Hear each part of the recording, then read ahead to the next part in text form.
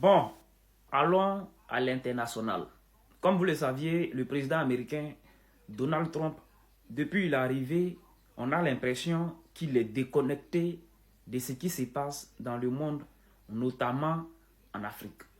Donald Trump, je crois, avant-hier, s'est réveillé un bon matin et il a décidé de sélectionner des pays majoritairement en Afrique et dit à ces pays-là que leurs ressortissants ne rentrera plus aux États-Unis.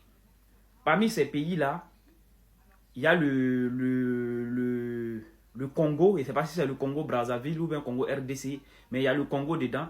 J'ai vu le Soudan, j'ai vu en tout cas beaucoup de pays, notamment le Tchad. J'ai même vu comment on appelle le Togo si je ne me trompe pas, mais on va parler de Tchad. Donc il y a le Tchad dedans. Vous connaissez que le Tchad est l'un de ces pays-là aussi qui a la mentalité des pays de l'AES. Le Tchad a décidé de restaurer le respect de la réciprocité. Le Tchad aussi a dit, à partir de désormais jusqu'à nouvel ordre, aucun Américain ne rentrera, en tout cas, au Tchad. Certains qui sont aussi déconnectés de la réalité du monde et de l'Afrique viendront dire que quel Américain ira au Tchad, n'est-ce pas, vous les Africains, parce qu'il n'y a rien dans votre tête.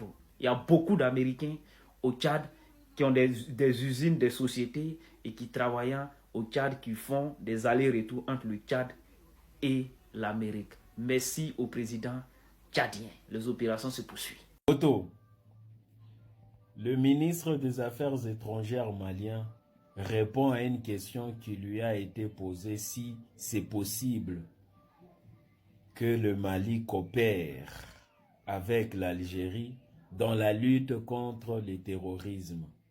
Il dit: l'Algérie sert de base arrière aux terroristes. L'Algérie a détruit les drones maliens sans raison. Et jusque-là, nous attendons la raison pour laquelle ça a été fait. Il n'y a rien. L'Algérie s'ingère dans les affaires intérieures du Mali. Et vous pensez que nous pouvons coopérer avec de telles personnes? S'il faut coopérer, tout doit être revu.